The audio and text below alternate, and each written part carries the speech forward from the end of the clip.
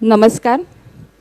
अतिशय सुंदर आणि आपल्याला विचार करायला लावणारी अशी मुलाखत नुकतीच प्रेमानंद गजवी, नाटककार प्रेमानंद गजवी यांची मुलाखत झाली आणि आपण आता कार्यक्रमाच्या पुढच्या सत्राकडे वळत आहोत आणि ते सत्र म्हणजे श्रमदेवी कृपा करी असं त्या सत्राचं शीर्षक आहे। या सत्रात सहभागी असलेल्या काही सन्माननीय महिला आज आपल्यामध्ये उपस्थित आहेत, त्यांना मी पहिल्यांदा व्यासपीठावर आमंत्रित करते। वसईतील पोलीस खात्यातील सन्माननीय सुनीता हिवरे यांना मी इथे व्यासपीठावर आमंत्रित करते। त्याचबरोबर सहाय्यक पोलीस निरीक्षक सन्माननीय वैजयंती खंबळ यांनाही मी इथे व्यासपीठावर आमंत्रित करते। आपल्यामध्ये परिचारिका मीनाताई सुतार आहेत, त्यांनाही मी इथे व्यासपीठावर आमंत्रित करते। आणि एसटी बस वाहक सन्माननीय हर्षला पाटील, हर्षलाताई आपल्यालाही मी इथं व्यासपीठावर आमंत्रित करते।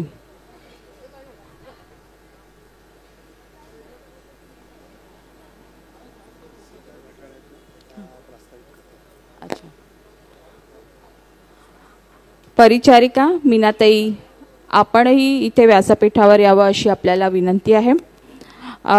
श्रमदेवी कृपा करी या सत्राचं प्रास्ताविक करण्याची विनंती मी सीताताई यांना करत आहे। सीता घाटाळ या इथे पहिल्यांदा प्रास्ताविक करतील।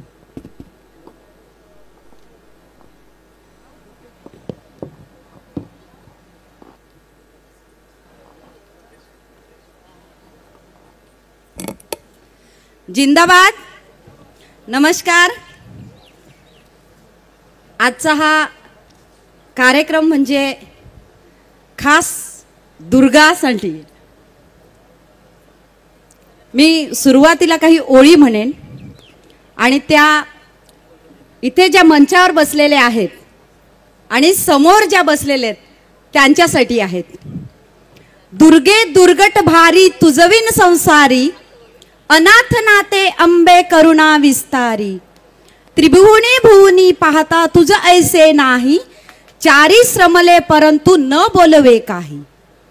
स्त्री म्हणजे अडथळ्यावर मात, स्त्री म्हणजे क्षणाची साथ, स्त्री म्हणजे तुडवली तर नागिन असते, डिवचली तर वाघीण असते, कडाळली तर वीज असते, तान्या बाळाची नीज असते। स्त्री म्हणजे कधी थंड वाऱ्याची झुळूक तर कधी धगधगती ज्वाला, म्हणून अनेकांच्या आयुष्यात मिळतो चंदेरी सोनेरी उजाळा, चंदेरी सोनेरी उजाळा। या कार्यक्रमासाठी प्रमुख पाहुणे म्हणून सन्माननीय अशोकजी समेळ, नाटककार, कादंबरीकार, त्यांच्याविषयी सांगायचं तर भरपूर काही सांगू शकतो आपण। सन्माननीय व्यासपीठ, आज इथे आलेल्या माझ्या भगिनी ज्या अशा क्षेत्रामध्ये काम करतात की तेथे जास्तीत जास्त संघर्ष करावा लागतो, अशा सुनीताताई हिरवे, वैजयंतीताई खंबळ, मीनाताई सुतार या सर्वांचे मी आणि सर्व पत्रकार बंधू, सर्व श्रोते आणि माझ्या संघटनेच्या भावा बहिणींनो सगळ्यांना नमस्कार। सगळ्यांचं मी मनापासून स्वागत करते। पुराण काळापासून तर आजपर्यंत स्त्री म्हणजे कुठल्या क्षेत्रात कमी नाही। उदाहरण आपल्याला या मंचावर बसलेल्या आणि समोर बसलेल्या सर्व माझ्या भगिनी आहेत। आजचा हा दिवस केवळ एक कार्यक्रम नाहीये, तर त्या असंख्य महिलांच्या श्रमाचा आणि त्यागाचा गौरव आहे, ज्या आपल्या कष्टाच्या जोरावर समाजाच्या आणि प्रगतीचे खंबीर पायाभूत स्तंभ बनले आहेत। कधी कुटुंबासाठी, कधी शेतात, कधी नोकरीत, कधी उद्योगधंद्यात, तर कधी बांधकाम क्षेत्रात। या प्रत्येक ठिकाणी आपल्या दुर्दम्य परिश्रमांनी महिलांनी अतुलनीय योगदान दिले आहे।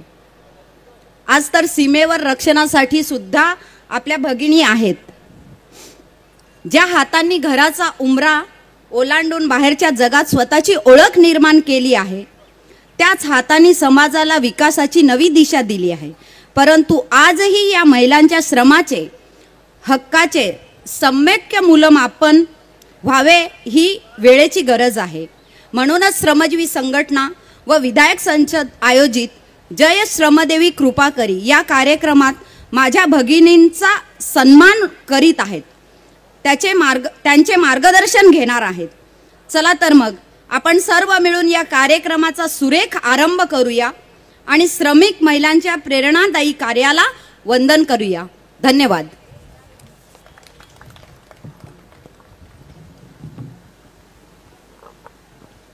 हॅलो, नमस्कार.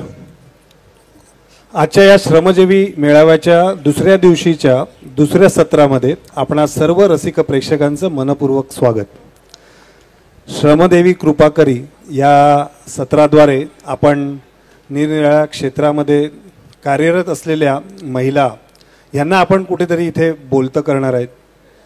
त्या अशा सामान्य जरी असल्या तरी असामान्य कर्तृत्व त्यांच्याकडनं होत असते आणि त्याचाच उहापोह आजच्या या परिसंवादामध्ये होणार आहे. सर्वप्रथम मी आपल्या इथे या ज्या महिला इथे उपस्थित राहिलेल्या आहेत त्यांचं स्वागत आपण या मेळाव्यामध्ये करूया. सुनीता हिवरे मॅडम ज्या वसई येथील पोलीस हवालदार म्हणून कार्यरत आहेत. मी विवेक भाऊ पंडित यांना विनंती करतो की कृपया पुष्पगुच्छ देऊन आपण त्यांचं इथे स्वागत करूया.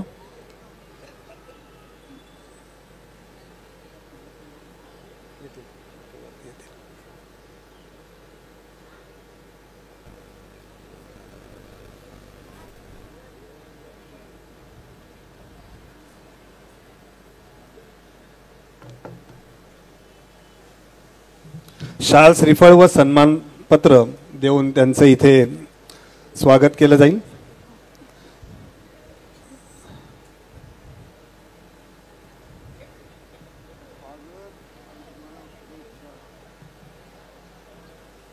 जरा जोरदार टाळ्या झाल्या पाहिजेत या स्वागतासाठी.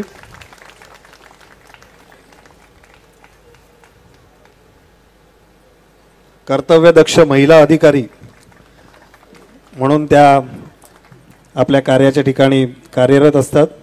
त्याचबरोबर वैजयंती खांबळ यासुद्धा इथे उपस्थित आहेत. त्यांचंही स्वागत करण्याची विनंती मी विवेक भाऊंना करतो. त्या विरार येथील बोईन्स पोलीस स्टेशन इथे सहाय्यक पोलीस निरीक्षक म्हणून कार्यरत असतात.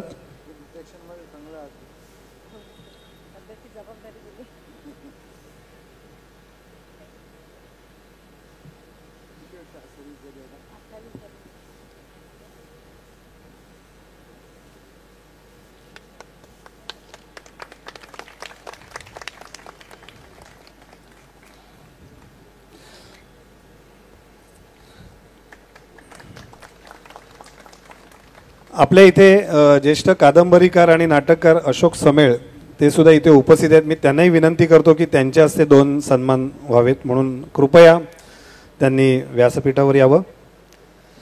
आज आपल्या इथे परिचारिका म्हणून कार्यरत असलेल्या मीनाताई सुतार या इथे उपस्थित आहेत. त्यांचं स्वागत करण्याची विनंती मी श्री अशोक समेळ सरांना करतो.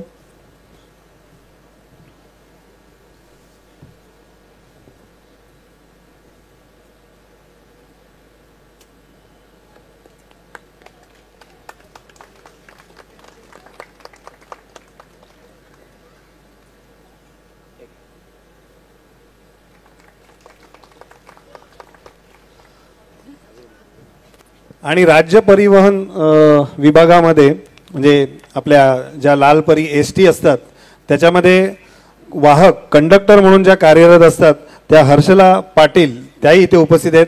त्यांनाही सन्मानित आणि इथे स्वागत करण्याची विनंती मी अशोक भाऊ समेळ यांना करतो.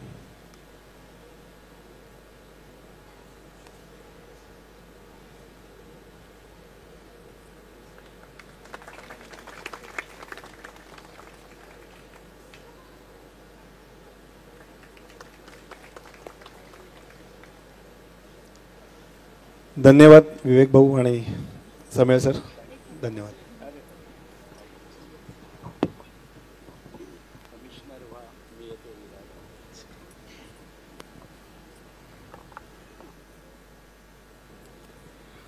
नमस्कार. हॅलो. श्रमदेवी कृपा करी हे जे सत्र आहे, या सत्रात या आमच्या ज्या सगळ्या सख्या आहेत यांच्याशी मी अश्विनी भोईर आणि माझ्यासोबत आहेत मकरंद सावे. आम्ही दोघं जण या सगळ्या आमच्या मैत्रिणींशी गप्पा मारणार आहोत, संवाद साधणार आहोत. मंडळी, श्रमदेवी कृपा करी हे जे शीर्षक आहे यात या सगळ्या या श्रमदेवता आहेत खरं तर. पण मी थोडंसं याच्याबद्दल पहिल्यांदा बोलेन की आपण यांना देवी देवता असं म्हणून त्यांची गाभाऱ्यात पूजा नको मांडूया. कारण बरेचदा स्त्रीला देवी म्हटलं जातं, देवता म्हटलं जातं आणि तिची पूजा बांधली जाते आणि खरं तर त्यात तिचं शोषणही होत असतं. तर आपण या शीर्षकाकडे एका वेगळ्या दृष्टीनं पाहूया की या श्रम करणाऱ्या या महिला आहेत, आत्मनिर्भर असणाऱ्या या महिला आहेत, त्यांच्याविषयीचा आदर देवी या शब्दातून व्यतीत होत आहे, व्यक्त होत आहे.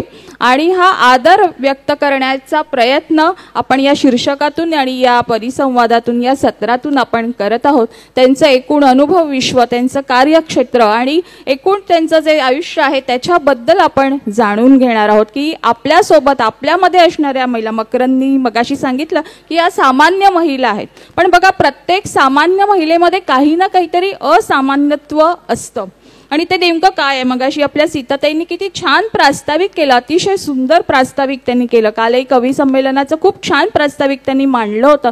तर अशी आपल्यामध्ये खरं तर प्रत्येक महिला आहे, तिच्यात काहीतरी वेगळं आहे आणि या महिलांच्या प्रतिनिधी म्हणून खरं तर या चौघी जणी आज इथे बसलेल्या आहेत. त्या आपल्या सगळ्यांच्या वतीनं त्या आज आपलं मनोगत, आपलं अनुभव विश्व आपल्याकडे व्यक्त करणार आहेत.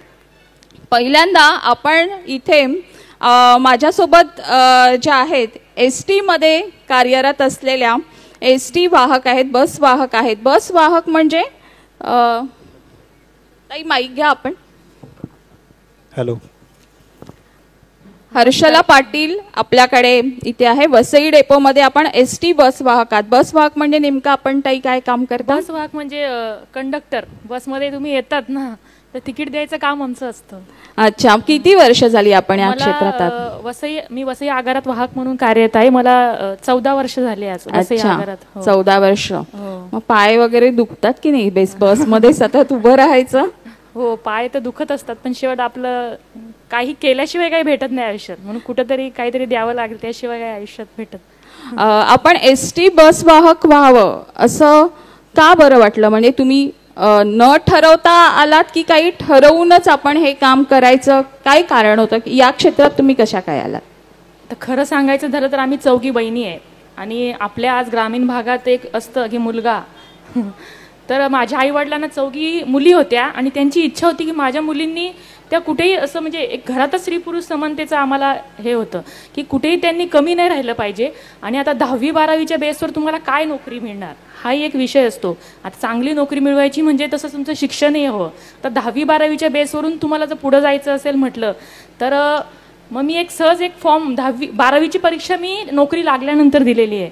तर मी एक असं टाकून खूप ठिकाणी फॉर्म टाकले होते, पण शेवटी एक नशिबाचा भागही असतो की तिथे आपलं काहीतरी पूर्वलिखित असेल म्हणून मी ST महामंडळात आली आणि मला प्रवाशांची सेवा करण्याची एक संधी मिळाली.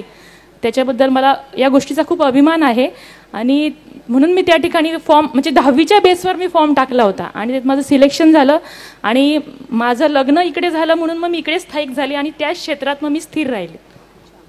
आता सध्या म्हणजे तुमचे मिस्टर काय करतात घरी? माझे मिस्टर वसई विरार शहर महानगरपालिकेत वरिष्ठ लिपिक म्हणून कार्यरत आहेत. सध्या नालासोपारा विभागाला ते असतात. आणि घरी कोण असतं? घरी सासरे असतात आणि 2 मुलं आहेत मला, एक मुलगा एक मुलगी. आणि किती तासांची ही नोकरी असते? नोकरी आमच्या तासाचं काही खरं नसतं, कारण ट्रॅफिक आणि त्यात वसई आता जे रस्त्याचे कामं चालू आहेत त्याच्याबद्दल तासाचं काही गणितच नसतं. जरी तुमची ड्युटी 8 तासाची असली तर ती 10 तासही होऊ शकते, ती 12 तासही होऊ शकते आणि ती 14 तासही होऊ शकते. मग काम करत असताना घराकडे ओढ असते का की घरी काय चालू आहेत, माझी लेकरं जेवली का, खाल्लं का, आज काही बरं नाहीये, औषध पाणी झालं का? ओढ तर असतेच. मग आता घरच्यांना पण सवय झाली, त्याच्यामुळे ते सपोर्ट करतात म्हणून तर आपण नोकरी करू शकतोय.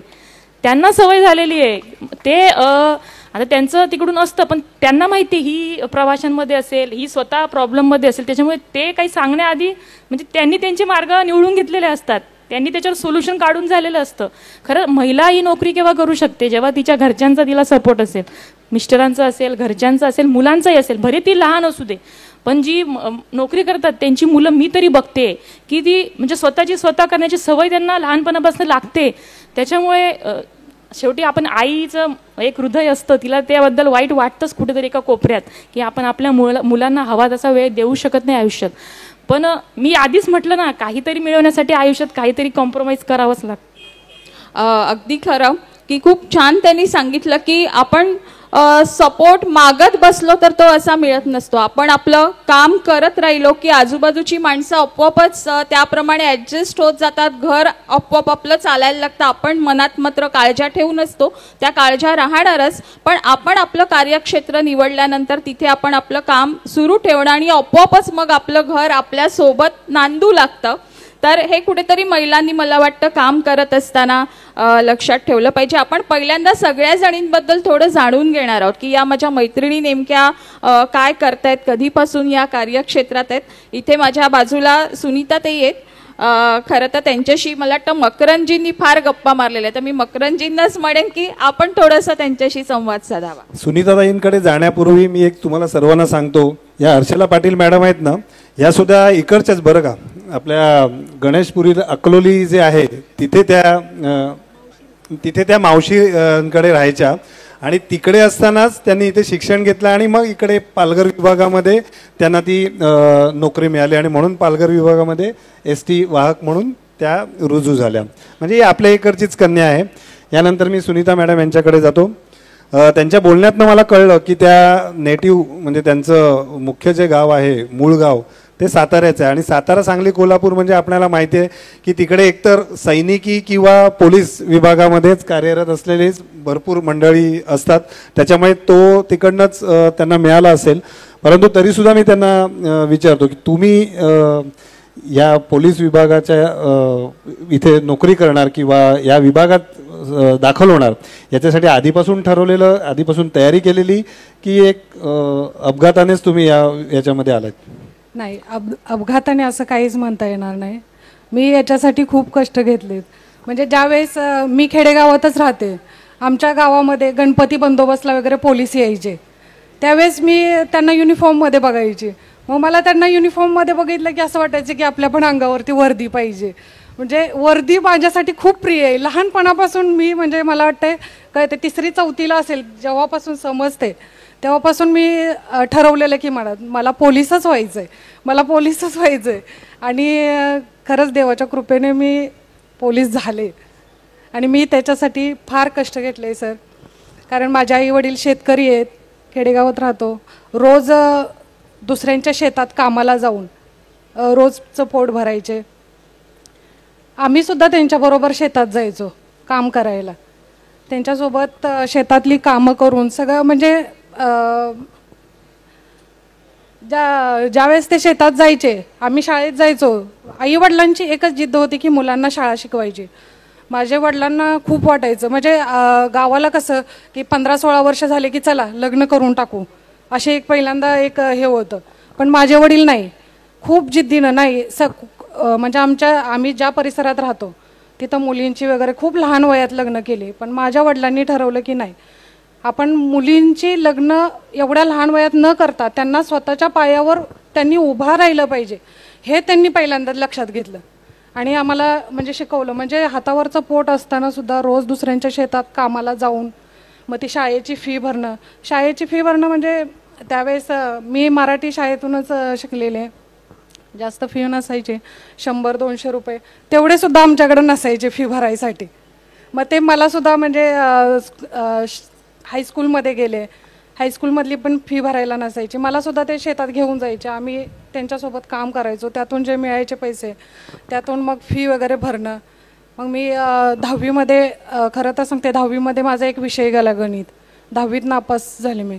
आणि मग मी अशाच सोडू म्हणजे थोडेफार असं वाटलं की संपलं आता, नापास झाले म्हणजे आता पुढं काहीच होणार नाही आपल्याला. मला खूप मी स्कूलमध्ये म्हणजे शाळेमध्ये असताना खूप म्हणजे मैत्रिणी गप्पा मारत असताना सांगायचं ना, म्हणजे प्रत्येक मैत्रिणीमध्ये असा संवाद होतोच की तुला काय व्हायचं आहे, तुला काय बनायचं आहे मोठं झाल्यावर. मग मी सांगायचे की मला पोलीसच बनायचं आहे म्हणून. आणि अजूनपर्यंत जरी माझ्या मैत्रिणी मला भेटल्या तर त्या मला खरंच म्हणतात तू जे बोललीस ना तेच करून दाखवलंस म्हणून. आणि काही महिला आहेत म्हणजे माझ्या मैत्रिणी, त्या त्यांचे फार कमी वयात लग्न केले. म्हणजे ह्याच्यात माझ्या वडिलांचा खूप मोठा मला वाटतो की त्यांनी त्यांची जिद्द ठेवली की नाही माझ्या मुलींना शिकवायचंच आहे. आणि मग मी तिथून पुढे 10वीचा विषय सोडवला, 12वी पास झाले, त्याच्यानंतर कॉलेजला गेले. कॉलेजमध्ये पण कॉलेजची फी भरायला सुद्धा पैसे नव्हते. माझे मावस भाऊ वगैरे त्यांनी असं मिळून मला पुस्तकं आणून दे, पैसे भर. इव्हन तुम्हाला सांगते की 2-3 किलोमीटर अंतरावरती आमचं कॉलेज असायचं. तर रिक्षाला ना जीप गाडी असायची गावी, 3 रुपये नसायचे जीप गाडीला द्यायला. त्याच्यासाठी ST बसचा पास काढायचे महिन्याभराचा. आणि सकाळी कॉलेज 12 वाजता सुटलं की त्या STची वाट बघत 2 तास तिथं रोडवरती 2 ते 3 तास थांबायचं तेवढ्या उन्हामध्ये. का तर फक्त 3 रुपये नाही आहेत जीप गाडीला द्यायला. आणि तिथून मग नंतर घरी येणार. तिथून मग घरी आली तर आई वडील शेतात गेलेले असायचे. कोणाकडून तरी सांगितलेलं असायचं की जा सुनीताला सांग की रानात बोलवले, शेतात बोलवले तुला. मग असं म्हणजे कधी कधी रडायला यायचं की मी आत्ताच तर शाळेतून आले, कॉलेजमधून आले आणि आली की मला लगेच बोलवतात तिकडं काम करायला. मग असं करत करत माझं शिक्षण पूर्ण झालं. 12वीचं FY झाली. FYमध्येच असताना पोलीस भरतीचे फॉर्म सुटले. त्याच्यानंतर फॉर्म म्हणजे सुटले मला माहितीच नव्हतं. कॉलेजमध्ये विषय चाललेला की अरे पोलीस भरतीचे फॉर्म सुटलेत म्हणून. मी काय कुठे अकॅडमी वगैरे कुठेच जॉईन केली नाही. मी म्हणजे स्वतः मी दररोज म्हणजे आमच्या गावाला असं नदी ब्रिज वगैरे आहे, असं दररोज मी सकाळी पहाटे 5 वाजता पळायला जायची. म्हणजे मला एवढंच माहीत होतं की आता पोलीस भरती होणार आहे आपण. आणि त्याच्यासाठी सगळे सांगायचे ना आता तुम्हाला धावणं, त्याच्यात नंबर आला पाहिजे, जनरल नॉलेजची परीक्षा पास झाली पाहिजे. मी दररोज धावायला जायची. मी त्याच्यातून FYमध्ये असताना मला समजलं की कॉलेजमध्ये ह्याचे पोलीस भरतीचे फॉर्म सुटलेत. मग माझा मावस भाऊ राहतो इकडे ठाण्याला. मी त्याला फोन करून विचारलं फॉर्म सुटलेत का, तर हो बोलले. मग मी त्याच वेळेस 12 वाजता कॉल केलेला. त्याच वेळेस तशीच मी घरी परत गेले. वडिलांना सांगितलं की काहीही करून मला फॉर्म भरायचा आहे पोलीस भरतीचा, कारण लास्टची 1च दिवस उद्याची मुदत राहिलेली. तर कारण त्यावेळेस म्हणजे अक्षरशः म्हणजे तिथून गावावरून यायला ठाण्याला, माझी ठाणा ग्रामीण भरती आहे, गावावरून ठाण्याला यायला आमच्याकडे तेवढे पैसे पण नव्हते. वडिलांनी दुसऱ्यांच्याकडून पैसे घेऊन मग तिथून आम्ही बसने प्रवास, न खाता पिता, फक्त एकच डोक्यात मला जायचं आहे, आता फॉर्म भरायला जायचं आहे, मला भरती व्हायचं आहे. तिथून आम्ही ठाण्याला प्रवास केला. ठाण्यात आलो, पहाटे उतरलो आम्ही ठाण्यामध्ये. आणि पहाटे जे ठाणा ग्रामीण तिथे एक हे भरती फॉर्मसाठी ना एक मैदानावरती आमचं हे केलं होतं फॉर्म. मग तिथं गेलो मी. पहाटे 5 वाजल्यापासून त्या लाईनमध्ये जे उभा होते ते मला वाटतं जवळजवळ 2 का 3 वाजता आमचे फॉर्म सबमिट केले तेव्हा. आणि माझ्यासोबत माझे वडील आलेले, म्हणजे तेही उपाशी मी उपाशी. ज्यावेळेस फॉर्म भरला, ज्यावेळेस तिथं फॉर्म सबमिट केला, त्यावेळेस कुठंतरी जरा थोडीशी जीवाला शांतता झाली. फॉर्म सबमिट केलेला आहे आता. त्याच्यानंतर मग आम्ही घरी गेलो. फॉर्मचे जसं आता फॉर्म भरल्यानंतर सांगतात की तुम्ही या तारखेला या. आणि मी पहिल्याच म्हणजे ट्रायमध्ये मी भरती झाले. पहिल्याच ह्याच्यामध्ये मी पोलीस भरती झाले. खरं तर म्हणजे यांच्या बोलण्यातनं आपल्याला बघा जाणवलं असेल, म्हणजे बंदोबस्ताची सराव जो आहे ना तो तुम्ही 2-2, 3-3 तास त्या बससाठी थांबायचं ना, तिथूनच सुरू झालेला होता. म्हणजे हे सगळं जे होत असतं ना, हे कुठेतरी पुढे जाऊन आपल्याला उपयोगी पडणारच असतं. इतक्या प्रतिकूल परिस्थितीमध्ये जिथे पैसे पाहिजे तेवढे नव्हते, एका विषयात 10वीला असताना नापास झाल्यामुळे ती एक निराशा आलेली होती, पण तरीसुद्धा एक ती जिद्द ठेवलेली होती की मला कुठल्याही परिस्थितीमध्ये या विभागामध्ये प्रवेश घ्यायचाच आहे. आणि अर्थात वडिलांचा भक्कम पाठिंबा जो मिळाला की ज्याच्यामुळे तुम्ही 15-16 वर्षी लग्न करून कुठे न जाता तुम्ही पोलीस भरतीमध्ये आलात आणि तुमची पोलीस भरती झाली. म्हणजे याच्यातनं आपण परिश्रम आणि जिद्द असेल तर आपण सगळं आपण जे काय आहे ते जग जिंकू शकतो, ही जी म्हण आहे ही आपल्याला इथे समोर दिसून येईल. यानंतर आपण वैजयंतीताईंशी बोलणार आहोत. पण सुनीताताई, मला एक तुम्हाला विचारायचं आहे की अतिशय प्रतिकूल परिस्थिती, म्हणजे तिकीट काढायलाही पैसे नाही, असं सगळं होतं. पहिला पगार आला आणि जेव्हा तो आईवडिलांच्या हातात दिला तेव्हा काय प्रतिक्रिया होती, कसं वाटलं होतं आई बाबांना? पहिला पगार आला, आई वडिलांच्या हातात दिला, म्हणजे त्यांच्या डोळ्यातून अक्षरशः पाणी व्हायला लागलं. कारण घरातून आपल्या एवढ्या परिस्थितीतून कोणतरी म्हणजे नोकरीला लागले आणि तीही सरकारी नोकरी. खरंय की या भावना कोणत्याही आई बाबांच्या मनात असणारच की आपण ज्या मुलीसाठी अट्टहास धरला त्या मुलीने काहीतरी करून दाखवलं आणि तिच्या स्वकष्टाचा पगार आपल्या हातात येतोय, यासारखा सुदीन मला वाटतं कोणत्या आई वडिलांच्या आयुष्यात दुसरा नसेल. अतिशय अभिमान वाटतो आम्हाला सुनीताताई आपला. आणि एका पोलिसामध्ये किती सहृदय आणि हळवा माणूस असतो त्याकडेही आपण मला वाटतं बघूया. आपण कधीही एक नागरिक म्हणून वर्तन करत असताना आपली एक जबाबदारी आहे पोलिसांशी वागताना की त्यांच्यात किती हळवा माणूस दडलेला आहे, त्याच्याकडेही आपण तसं बघण्याचंही एक दृष्टी आपण ठेवूया. सुनीताताई, अतिशय अभिनंदन आणि आपल्या आई बाबांचं खरंच खूप विशेष अभिनंदन. खरं तर आज आपल्या इथे 2 पोलीस अधिकारी महिला इथे आहेत. म्हणजे आपल्याला कधी कधी असं वाटतं की या पोलीस अधिकारी आपण नेहमी गणवेशातच पाहत असतो. या गणवेशाविषयी शिवाय एरवी आपल्या नॉर्मल म्हणजे सामान्य आपल्या कपडे जसे घालतात तसे असं कशा दिसत असतील हे कधीतरी आपल्याला बघायला मिळेल असं मला असं वाटलेलं. पण आज सुद्धा तुम्ही गणवेशातच आलेले आहेत. पण अर्थात त्यामुळे तुमची एक वेगळी छाप असते, तुमच्याकडे बघण्याचा दृष्टिकोन असतो, तुम्हाला आदर मिळत असतो. आम्ही छान बंदोबस्तातच बसलोय हा 2 जण त्यामुळे कोणताही प्रश्न विचारायची आम्हाला भीती नाहीये. वैजयंतीताई, या बोरिन्स पोलीस स्टेशन इथे सहाय्यक पोलीस निरीक्षक म्हणून मला वाटतं जवळपास 28 वर्ष आपण सेवा दिलेली आहे. बरीच वर्ष आपण या कार्यक्षेत्रात आहात. मी सगळ्यांना आम्ही विचारतो त्याप्रमाणे आपल्याबद्दलही जाणून घ्यायला आवडेल की आपण या क्षेत्रात कशा आलात. म्हणजे खरं तर इथे खूप कष्ट आहे, असं नाही आहे की नोकरी मिळाली की एका जागेवर बसलं आणि एक 5-6 तासाची 8 तासाची नोकरी केली आणि बाहेर पडलं, असं हे क्षेत्र नाही आहे. अशा कार्यक्षेत्रात यावं असं का वाटलं आणि आपण कशा काय इथे आलात? प्रथम सर्वांना नमस्कार. माझं मूळ गाव आहे महाड. सध्या मी विरारलाच राहते आणि मला 28 वर्ष माझी सेवा झालेली आहे पूर्ण.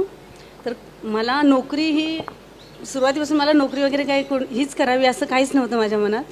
पण माझं 15वीला मी असताना 15वी झाले आणि मला एक एम्प्लॉय थ्रू कॉल आला पोलीस भरतीचा.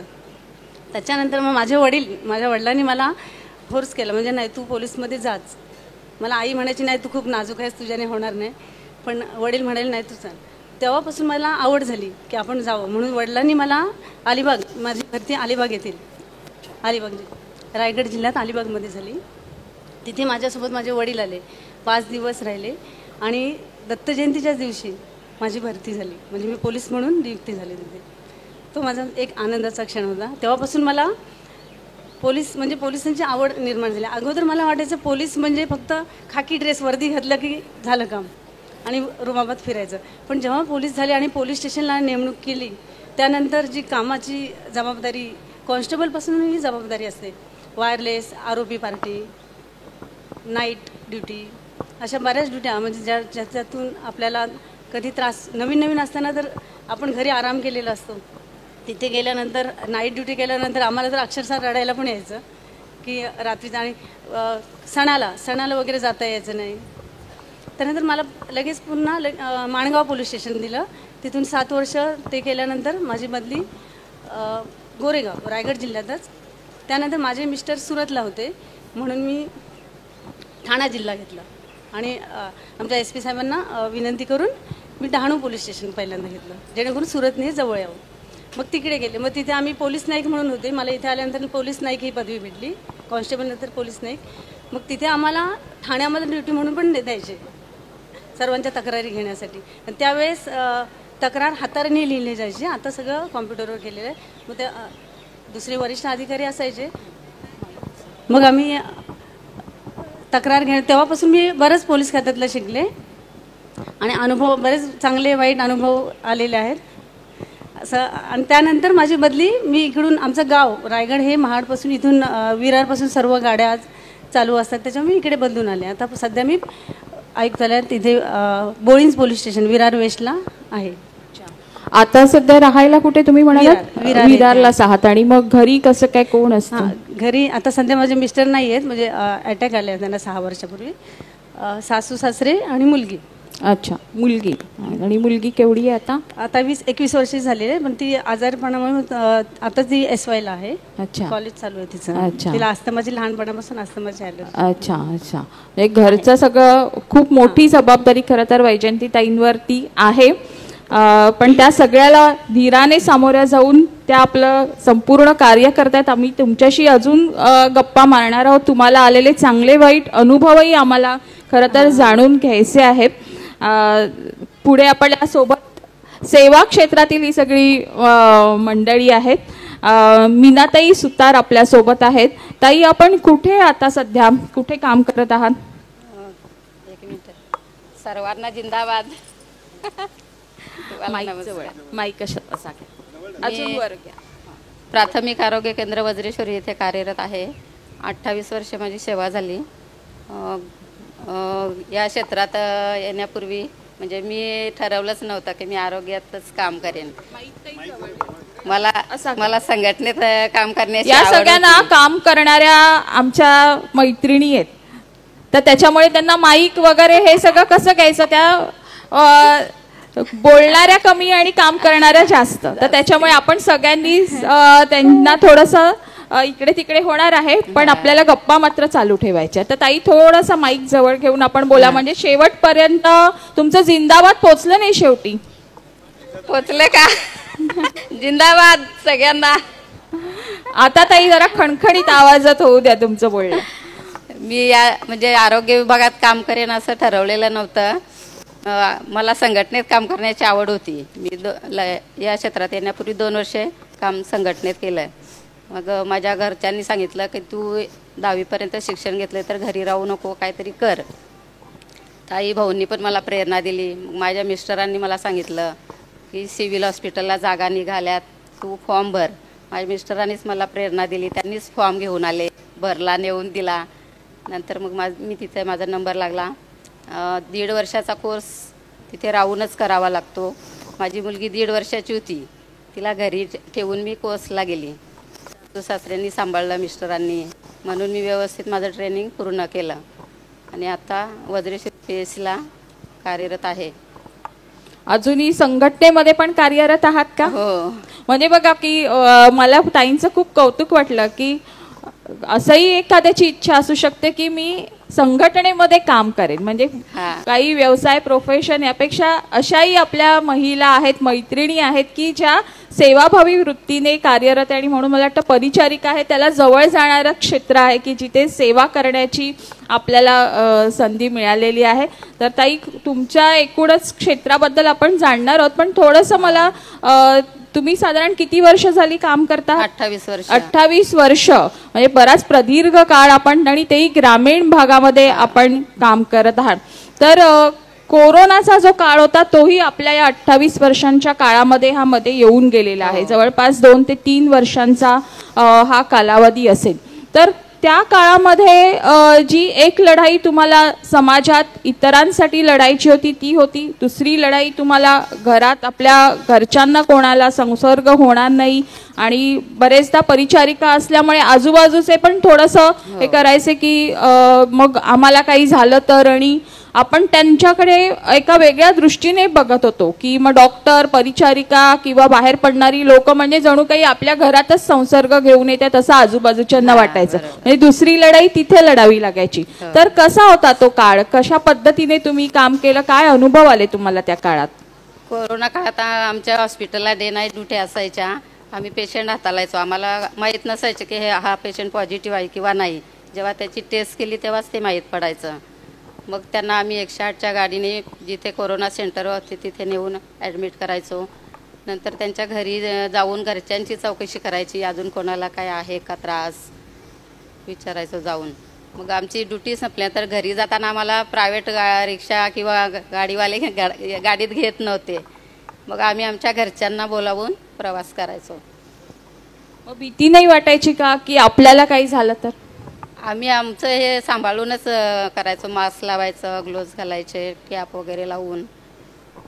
किट असायचे आम्हाला हॉस्पिटलमध्ये. काळजी घ्यायची आणि त्याचबरोबर मला वाटतं धैर्य हे हवं अशा काळामध्ये काम करण्यासाठी. पेशंटला धीर द्यायचो, तुम्ही घाबरू नका, काही होणार नाही असं. आणि ग्रामीण भागात आपण जेव्हा काम करत आहात तेव्हा असे काही अटीतटीच्या काही गोष्टी घडल्या का, की एक परिचारिका म्हणून आपल्याला वाटलं की नाही ही आरोग्य सेवा अजूनही लोकांपर्यंत म्हणावी तशी पोचत नाहीये आणि मी काही करू शकत नाही, हेल्पलेस आहे, मला डोळ्यासमोर दिसतंय की या रुग्णाला अशी गरज आहे, आवश्यकता आहे, पण मी हेल्पलेस आहे, असं कधी काही अनुभवायला मिळालं तुम्हाला? तसं काही वाटलंच नाही. जर आम्ही गावात गेलो आणि कोणी ऐकलंच नाही तर मी आपल्या कार्यकर्त्यांना फोन करते, संघटनेचे कार्यकर्ते सर्व मदत करतात. म्हणजे संघटनेचं पाठबळ हे सगळं काम करत असताना आपल्या पाठीशी आहे.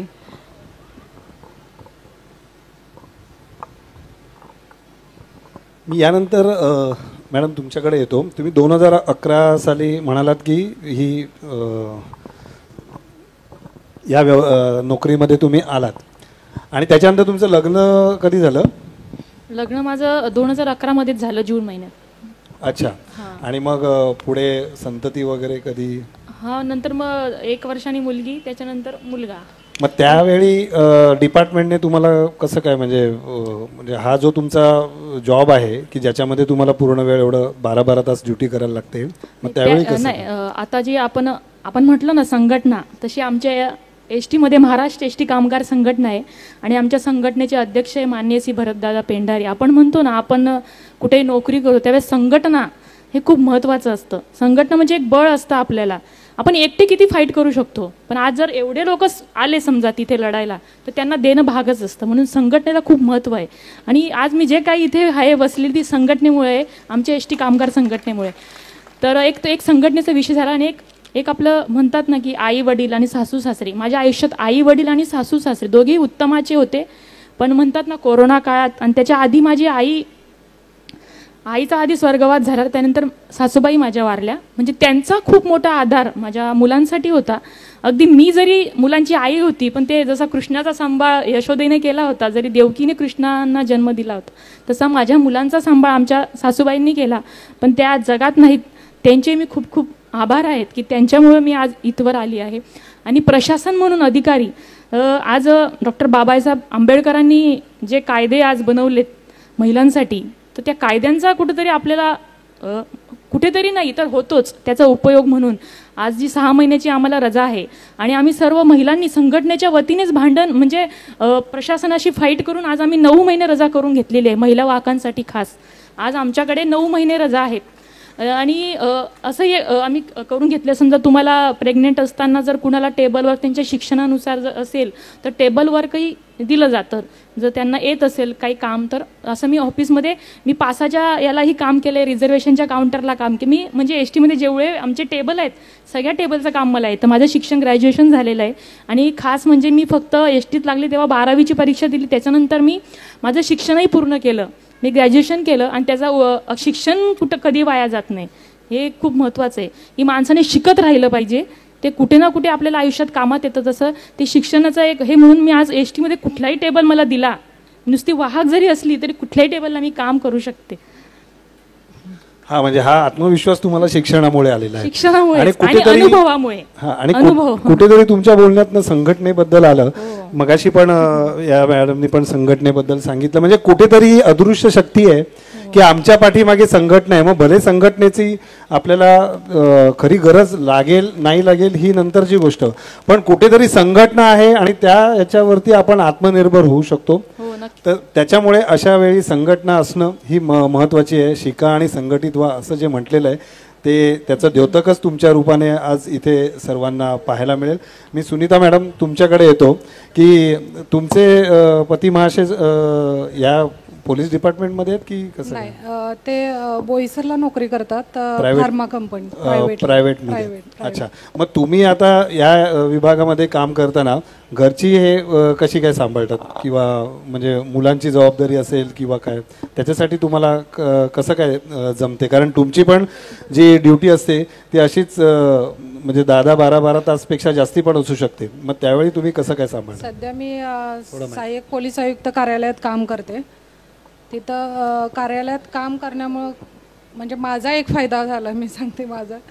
मी सकाळी 10 वाजता गेली तर कार्यालयात कसं नाईट वगैरे नसते, पोलीस स्टेशनला मॅडमला माहिती आहे, मॅडमना फार नाईट वगैरे करावी लागते पोलीस स्टेशनला. कार्यालयात काम करत असल्यामुळं म्हणजे डेलाच ड्युटी असते. बंदोबस्त वगैरे असेल तर आम्हाला बंदोबस्तला वगैरे बाहेर जावं लागतं. पण सध्या सकाळी 10 वाजता येणं आणि संध्याकाळी 7-8 असं टायमिंग काही फिक्स नाही आहे, पण 8पर्यंत वगैरे असतं. दिवसभराची ड्युटी असल्यामुळं मग सकाळी सगळं मुलांचं वगैरे करून मग संध्याकाळी परत तेच घरी जा, परत तेच. मगाशी मी ते गज्जी सरांचं ते सांगत होते की महिलांना खरंच विचार करायला वेळच भेटत नाही. म्हणजे त्यांनी एकदम अगदी बरोबर सांगितलं, कारण त्या विचार करणारच कधी. जर इथून जर नोकरी करून जर संध्याकाळी घरी गेल्या, त्या घरी जाणार, घरी मुलं असतील त्यांची भांडणं मिटवणं किंवा त्यांना खाऊ घालणं, जेवू घालणं हे करेपर्यंत घरातलं आवरेपर्यंत 10 वाजतात. त्याच्यानंतर 10-11 झोपणार कधी, सकाळी परत तेच सकाळी उठणार, परत मुलांचं शाळेचं आवरणं, त्यांना शाळेला पाठवणं, परत नंतर आपली तयारी करणं, नंतर आपण ऑफिसला नेऊन. म्हणजे सकाळी असं होतं की मला तयारी करायची आहे, मला ड्युटीवर जायचं आहे, ते बर्डन. आणि संध्याकाळी ड्युटीवरनं सुटताना नाही मला आता घरी जायचं आहे, मला काय भाजी करायची आता. जर रस्त्यात जाताच विचार चाललेला असतो की काय करू आता घरी गेल्यावरती, असं चाललेलं असतं. मी आता मगाशी परिचारिका ज्या आहेत त्यांनी सांगितलं की करोना काळामध्ये काय म्हणजे परिस्थिती होती, पण करोना काळामध्ये प्रत्येकालाच तशा परिस्थितीला तोंड द्यावं लागलं. पोलीस डिपार्टमेंटने तर अतिशय म्हणजे धाडसाचं काम केलं असं म्हणेन की आपलं जीवावर उदार होऊन त्यांनी त्या कार्यकाळामध्ये त्यांची ड्युटी केलेली होती. आमच्यासाठी सामान्य माणसासाठी पोलीस त्या काळातले म्हणजे फक्त एवढंच होतं की त्या काळात बाहेर जायचं नाही असं सर्वांना सांगितलेलं होतं. तरीसुद्धा एखादा गाडी घेऊन गेला तर त्याला त्या काठीचा प्रसाद मिळाला एवढीच आठवण त्या पोलिसांची सर्वांच्या लेखी असेल. परंतु खरंच तुमचं जे काम होतं त्यावेळीचं ते अतिशय धाडसाचं होतं. फक्त मी तुम्हाला म्हणजे तिघांनाही विचारतो, करोना काळामध्ये तुमची काय म्हणजे काय कर्तव्य तुम्ही कसं केलं? म्हणजे अशी वाईट परिस्थिती आली ना, फॅमिली तर कुठेच, म्हणजे मुलं माझी गावी सोडून आली एवढ्या घाईमध्ये. कोरोनाचा काळ आहे, आपले मुलं सेफ राहिली पाहिजेत. माझे मिस्टर बोईसरला तिकडे रूम घेऊन आणि मी विरारला. म्हणजे आमची फॅमिली पूर्ण अशी हे होऊन गेली, विस्कटलेली पूर्ण फॅमिली कोरोनामध्ये. तुमच्या ड्युटीमध्ये तुम्हाला काय ड्युटी होती की ऑफिसमध्येच ड्युटी होती? नाही, ऑफिसमध्येच नोकरी होती. अच्छा. कसं त्यावेळेस म्हणजे आता अशी परिस्थिती झाली की आता पोलीस मारतायत म्हटल्यावर कोण जास्त बाहेर यायलाच बघत नव्हतं. असं म्हणजे त्या ऑफिसपर्यंत यायचेच नाहीत, ते बाहेरच निघून जायचे. असं मॅडम तुमचा अनुभव काय होता त्यावेळी? कोरोना काळामध्ये आम्हाला बंदोबस्त असायचा बाहेर, पेट्रोलिंग. तेव्हा तुम्ही आता जे म्हणालात लाठी घेऊन, तर आम्ही बऱ्याच जणांना लाठीचे मार दिलेले आहेत. आणि घरी गेल्यानंतर आम्हाला आमच्याच घरातली माणसं म्हणजे घाबरायची की बाबा ही कोरोना तर घेऊन आली नाही ना, म्हणून आम्हाला सेपरेट एका चटईवर, मी तर एक चटई ठेवली होती, गेले की फ्रेश झाली की चटईवर थांबायचे. कारण घरात सासू सासरे वयस्कर, त्यामुळे त्यांची पण भीती वाटायची, मुलीला पण थोडंसं. त्याच्यामुळे आम्ही घरात म्हणजे कुठल्या वस्तूला हात लावताना सांभाळूनच, ड्युटीवर दिवसभर, संध्याकाळी रात्री यायचं, सकाळी उठून परत निघून जायचं.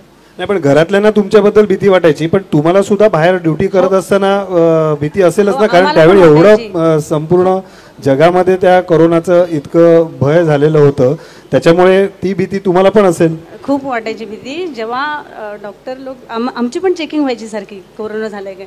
ज्यावेळेस स्टाफ यायचा चेकिंगला त्यावेळेस माझी BP हाय लो एकदम एवढी व्हायची की त्यानंतर मला अर्धा तास साईडला बसवायचे, म्हणजे थोड्या वेळाने तुमचं चेकिंग करूया. मी आधीच घाबरायचे, मला तर नाही ना झालेला, असं खूप भीती वाटायची. नाही, खरं तर ना म्हणजे आपण सर्वजण घरात होतो, म्हणजे आपल्याला बाहेर पडता नाही आलं, पण कुठेतरी आपण सुरक्षित होतो. परंतु यांचं तसं नव्हतं, यांना सुरक्षित बाकीच्यांना पण ठेवायचं होतं आणि कोरोनाला पण आपल्याला हद्दपार करायचं आहे, यासाठी व्यवस्था पण करायची होती. त्याच्यामुळे ते अतिशय कठीण असं होतं. मॅडम तुमचं काय अनुभव होता कोरोना काळात? आपण म्हणतो ना आयुष्यातली वाईट पान, तसं हे माझ्या आयुष्यातील वाईट पान काय असेल तर ते कोरोना असेल.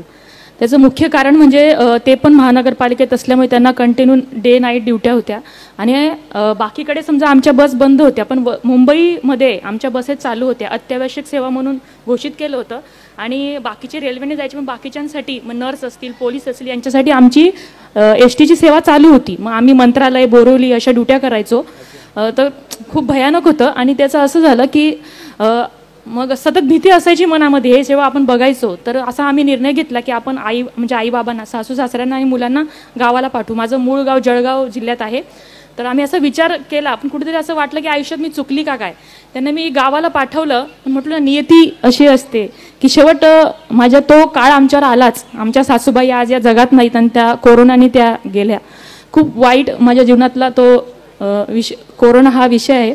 असं झालं होतं की इथे यांनी चेकअप केलं, हे दवाखान्यात ॲडमिट कोरोना म्हणून. गावाला आमच्या सासूबाईंना तिकडे भुसावळला नेलं. माझा मुलगा तो पॉझिटिव्ह निघाला म्हणून तो वेगळ्या ठिकाणी, माझी सासूबाई वेगळ्या ठिकाणी, आमचे सासरे वेगळ्या ठिकाणी, माझी मुलगी वेगळ्या ठिकाणी आणि आम्ही दोघी इकडे वेगळ्या ठिकाणी. म्हणजे खूप भयानक परिस्थिती होती कोरोना. म्हणजे ज्याने हे अनुभवलं ना आयुष्यात की मी तर म्हणेल की तो म्हणेल की बाबा बस पुढं काय नाही आयुष्यात. खतरनाक कोरोना हा विषय होता. तरी पण म्हणजे नंतर लोकांना वाटायला लागले की कोरोना नंतर की कुठेतरी की पैसा कामाला येत नसतो, शेवट माणसाला हे माणूस की. पण नंतर परत परिस्थिती बदलली असं वाटायला लागलंय मला. कारण कोरोनानंतर अशी परिस्थिती झाली होती, प्रत्येकाला वाटायचं अरे पैसा आयुष्यात महत्त्वाचा नाही आहे बाबा असं. म्हणजे थोडे दिवस राहिलं, नंतर लोकांची प्रवृत्ती काय ती झालीच आहे समाजात. तसा कोरोना हा खूप वाईट विषय होता.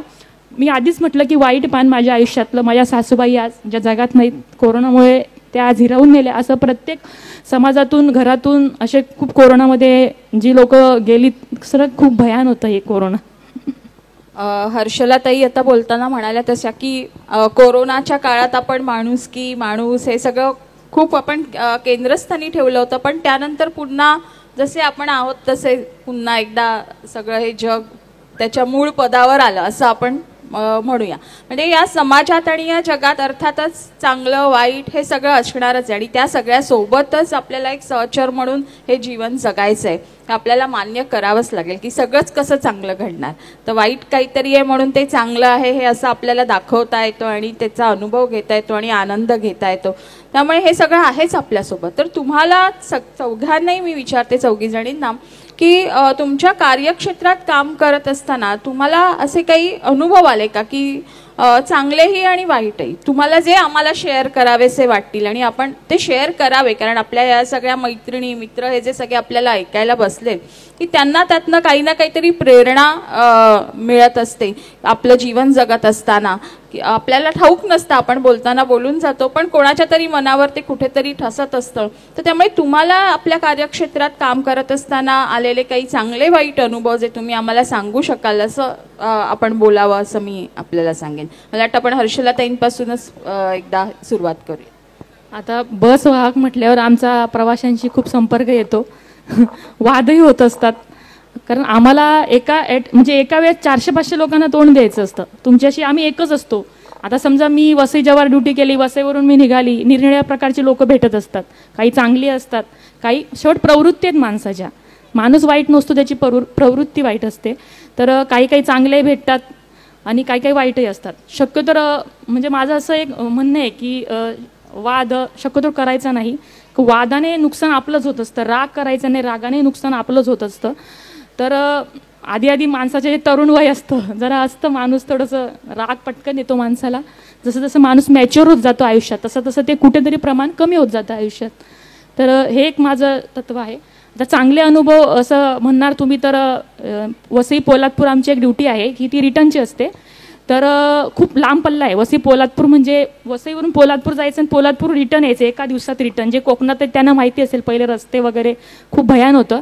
तर अशी मी जास्त नाही केल्यात लांब पल्ला, पण ज्या काही केल्यात तर त्यावेळेस असं काही आयुष्यात घडलंय. ती अशी पोलादपूर ड्युटी करीत असताना मी येताना जेव्हा रिटर्न येत होतो तर महाडला असेच एक वयस्कर आजोबा माझ्या बसमध्ये बसले आणि ते महाडवरून बसले आणि महाडनंतर माणगाव आलं, माणगावनंतर इंदापूर आलं. तर इंदापूर बस स्थानकात ते डायरेक्ट बेशुद्ध. बाकीचे बोलले हे बाबा गेले बोलते. तर मी त्यावेळेस म्हणजे वय जरा कमीच होतं माझं. तर आता काय करायचं, काय डिसिजन काय घ्यायचं. तर आम्ही आमचं वाहतूक नियंत्रकाचा कक्ष असं तिकडे गेलो की असं झालंय. तर बोलते दवाखान्यात समोर दवाखाना आहे. तसं खाजगीच होता दवाखाना. तर त्यांनी ती अवस्था बघून डायरेक्ट बोलले आम्ही घेणार नाही, बोलते यांना सरकारी दवाखान्यात जाऊ द्या. आणि दवाखान्यांविषयी कोकणामध्ये मी स्वतः अनुभवलंय की तिथे जवळपास काही नव्हतं सरकारी म्हणून. तर बोलतात माणगावला रिटर्न जावं लागेल तुम्हाला इंदापूरवरून. मग आता मी चालकांना विचारलं काय करायचं. आता बोलता शेवट आपण त्यांचं तिकीट काढलंय म्हणजे सगळी जबाबदारी आपलीच झाली, शेवट ते प्रवासी आहेत म्हणून.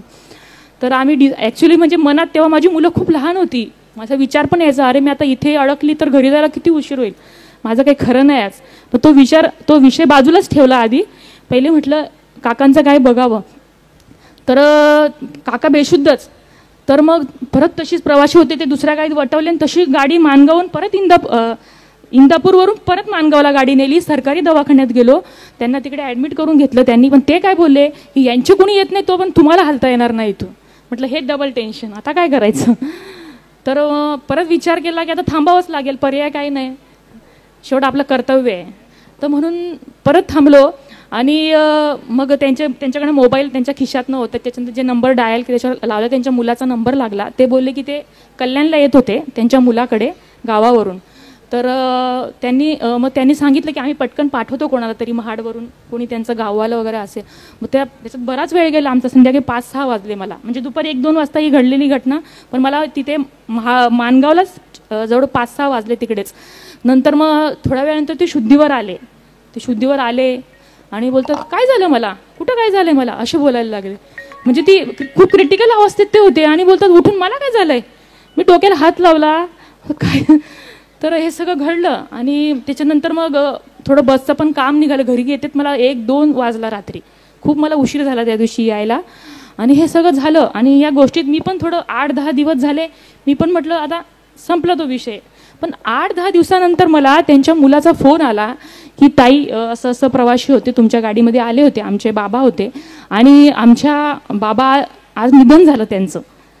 तर बोलते तुम्ही त्यांना दवाखान्यात नेलं म्हणून आम्हाला त्यांचा 8 दिवस तरी सहवास लाभला, असं त्यांनी मला जेव्हा सांगितलं. की मला तरी वाटलं की तो मला ज्या दिवशी काही त्रास झाला होता की हे असो आपल्यामुळे कुठेतरी त्यांना 8 दिवस त्यांचा सहवास लाभला, त्यांना स्मृतिभ्रंशचा त्रास होत होता काहीतरी असं ते सांगत होते. आणि 8 दिवस बोलते आम्हाला त्यांची सेवा करायला मिळाली. जर तुम्ही त्यांना दवाखान्यात नेलं नसतं तर कुठेतरी आमचे बाबा त्या दिवशी आम्हाला भेटले नसते. आणि त्याच्यानंतर त्यांनी अभिनंदन केलं, तिकडे पेपरला बातमी वगैरे त्यांनी दिली. आणि हे सगळं आमच्या खात्याला काही माहितीच नाही हा विषय सगळा. की असो कुठेतरी आपण काहीतरी चांगलं कार्य करत होतो. आता आपण म्हणतो ना अरे माझ्याशीच का होतं, माझ्याशीच का अशा वाईट घटना घडतात. पण जो कॅपेबल असतो ना आयुष्यात, म्हणून देवच त्याची परीक्षा बघत असतो, म्हणून तो त्याला दुःख देत असतो. पण त्याचं फळ आयुष्यात कुठे ना कुठे परमेश्वर देतो. एक आपण माणूस म्हणतो ना कर्म, हे माणसाचं कर्म. तुम्ही कर्म चांगलं करत राहा, तुम्हाला कुठे ना कुठे त्याचा फायदा आयुष्यात होणार, 101% होणार. तो तुमची परीक्षा बघणार. धन्यवाद. हर्षलाताई खरंच किती सुंदर बोलता तुम्ही. मला वाटतं एक छान अशी खंबीर वाहक आपल्या एसटी महामंडळात काम करते. खरंच आम्हाला तुमचा खूप अभिमान आहे. आणि नक्कीच अजून काही काही तुमच्याकडे अशा घटना घडलेल्या असणार जिथे तुम्ही ठाम उभ्या राहिलेल्या असणार, असा एकूण अंदाज तुमच्या बोलण्यावरून येते. सुनीताताई मी आपल्याकडे येते की आपल्याला काही असे अनुभव आले की जे तुम्ही आम्हाला सांगू शकाल, वाईट चांगले काही असे. जास्त आता मी कार्यालयात काम करत असल्यामुळं पब्लिकशी म्हणजे जास्त थोडा संपर्क कमी चाललेला आहे आता सध्या तरी. पण तरी म्हणजे मला असं सांगायचं की जे तक्रार घेऊन येतात, म्हणजे आता गैरसमज असेलच की लोकांचा की पोलीस स्टेशनला गेल्यानंतर पोलीस चांगले बोलत नाहीत, असा सगळ्यांचा भ्रमच आहे. पहिल्यापासून मनातूनच हे करतात, नाही आता मी पोलीस स्टेशनला जाणार आहे मग तिथे ते आमच्याशी व्यवस्थित बोलणार नाही. पण असं काही नसतं. पोलीस स्टेशनला तुम्ही तुमची तक्रार घेऊन येतात त्याच प्रेशरमध्ये, आणि ज्यावेळेस पोलीस स्टेशनला पोलीस काम करत असतो तोही दिवसभर त्या प्रेशरमध्येच काम करत असतो, थकलेला असतो, थोडंफार वर खाली बोलणं त्यांचं झालेलं असतं. पण एवढं मनाला वाईट वाटून न घेता त्यांनी म्हणजे पोलिसांची पण बाजू समजून घ्यावं, तक्रार जे देणारे तक्रारदार यांनी. आणि पोलिसांनी पण म्हणजे आम्ही बोलतोच प्रेमाने सगळ्यांशी, तक्रारदारांशी, आलेले तक्रारदार त्यांच्याशी प्रेमाने बोलावं बस. असं कधी घडतं का की आता बाबा सहनशक्ती संपत आली आहे, काय करू, कशी रिॲक्ट होऊ, असं घडतं? हो घडतं. मग तेव्हा स्वतःवर संयम कसा ठेवता? खूप चिडचिड होते, पण थोडं रिलॅक्स. नाही आपल्याला समोरच्याशी व्यवस्थितच बोलायचंय, कारण ते पुढं हँडलच करायचं असते, वाढवायचं नसते. आपल्या परिसरात आपल्याला शांतता ठेवायची असते, एवढंच येत. तुम्हा पोलिसांना यासाठी वारंवार काही म्हणजे हे मला नेहमी असं वाटतं की आता आपण पण प्रवासात असताना बाहेर इथे तिथे आपण येत जात असतो, काही आपल्या मनाविरुद्ध घडलं तर पटकन आपण रिॲक्ट होतो, हा माणसाचा स्वभाव आहे, पण आपण संयम ठेवला पाहिजे. पण पोलीस म्हणून काम करत असताना असे अनेक वेगवेगळ्या स्वभावाची माणसं तुमच्यापर्यंत येत असतील, ताई तुमच्याकडे येत असतील, तर पोलिसांना काही या संदर्भात त्यांचं मन थोडं शांत राहावं, एक नियंत्रण मनावर राहावं, यासाठी काही विशेष प्रयत्न केले जातात पोलीस विभागात? हो, केले जातात.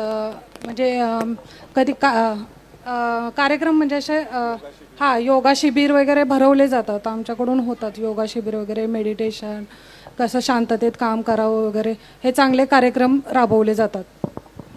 वैजयंतीताई, आपण खरं तर बंदोबस्ताला असतात, म्हणजे प्रत्यक्ष फील्डवरती काम करणाऱ्या अशा या वैजयंतीताई इथे माझ्या बाजूला बसलेल्या आहेत. अनेक माणसांशी आपला संपर्क आहे, तो अनेक घटना असतील, अनेक मोर्चा असतील किंवा सणवार असतील, कित्येकदा आपण बंदोबस्तासाठी राहिलेला आहात. काही अशी लक्षात राहिलेली गोष्ट की बंदोबस्त ठेवत असताना आणि पोलीस म्हणून तेव्हा तुम्ही एक भूमिका तुम्हाला घ्यावी लागली, म्हणजे आपण नेहमी म्हणतो की नाही पोलिसांनी एकदम लाठीचार्ज सुरू केला, बघितलंच नाही पुढ्यात कोण उभा आहे, पण कधीतरी त्यामागच्या पोलिसाला काहीतरी परिस्थिती तिथे असते आणि ती हाताळण्यासाठी असे काही निर्णय घ्यावे लागत असतात.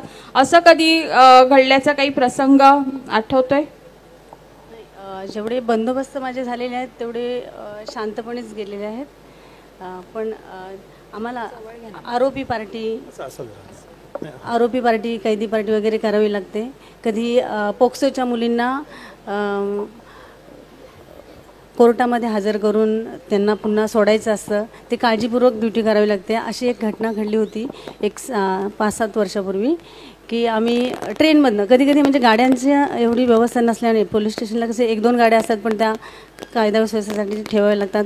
कैदी पार्टीसाठी कधी गाडी दिली जाते, पण ही आता पोक्सोची मुलगी जी आपल्याला कोर्टामध्ये हजर करून पुन्हा सोडण्यासाठी आम्ही ट्रेनमध्ये जात होतो. त्यावेळेस 2 महिला आणि 1 पोलीस अंमलदार पण सोबत देतात आणि 2 लेडीज होत्या. मी होते त्यावेळेला, मी सिनियर होते. आणि ट्रेनमध्ये आम्ही चढल्यानंतर एक पालघर स्टेशन गेलं आणि त्यानंतर अचानक जेव्हा स्टेशन येतं ना तेव्हा गर्दी खूप होते आणि संध्याकाळची जाण्याची वेळ, त्यावेळेस अचानक एकदम सर्व पब्लिक एकदम, आम्ही महिला डब्यामध्ये भरपूर महिला अचानक शिरल्या आणि दुसरी एक जी माझ्यासोबतची लेडीज होती, ती नवीन मुलगी होती, तिच्याकडे एक लेडीज होती, तिने पटकन तिचा हात सोडून त्या गर्दीमध्ये एकदम दिसेनाशी झाली आणि ती एकदम खाली उतरली. ती आम्हाला नंतर दिसली ती खाली उतरलेली आहे. मग मी, माझ्याकडे एक मुलगी होती, आम्ही दोघी पटकन खाली दोघी जाऊन तिला पुढे जाण्याच्या अगोदर, आणि ती पळण्याच्या स्थितीत होती, म्हणजे असं डोळ्यात तेल टाकून आम्हाला ड्युटी करावी लागते. तसं आरोपींना हजर करतानाही अशा घटना म्हणजे बऱ्याच येतात, अनुभवास आलेले आहेत की सावधगिरीने ड्युटी करावी लागते. आरोपींना हजर करत असताना कसं काय वाटत असतं की एखादा आरोपी आपण घेऊन जात आहोत तर, म्हणजे आम्ही सिनेमात बघतो अचानक असं काहीतरी घडतं, असं काही होतं? असं होतंय, ऐकलंय, बघितलंय, पण माझ्यासोबत प्रत्यक्ष नाही झालेलं. पण जेव्हा आम्ही असतो पार्टीला, आता सध्या माझे इथे नाही आहे, आता मी पोलीस स्टेशनला मला महिलांच्या तक्रारी देतात नवरा बायकोच्या, ते मी सांभाळते. पण अगोदर मी कॉन्स्टेबल, हवालदार वगैरे पोलीस नाईक असताना कैदी पार्टी केलेली आहे. त्यामुळे एक जरी पोलीस अंमलदाराची जरी चूक झाली तरी सर्वांना त्याचा त्रास असतो.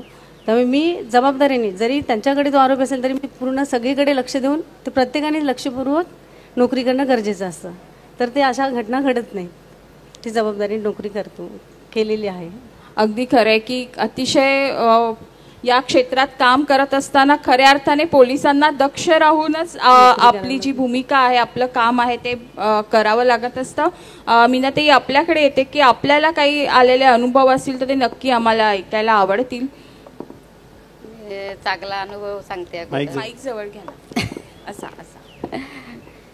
मी 25-26 वर्षे म्हणजे गावात राहूनच ड्युटी केलेली आहे. माझं घर जवळ होतं तरी मी घरी राहत नव्हती आणि लोक मग त्यांच्या घरातले प्रॉब्लेम शेअर करायचे, आपल्या घरच्यासारखे, कुटुंबासारखे. आम्ही त्यांना सल्ला द्यायचो, असं चांगलं वाटायचं. आणि आता पण ते मला तेवढाच रिस्पेक्ट देतात गावात गेल्यानंतर.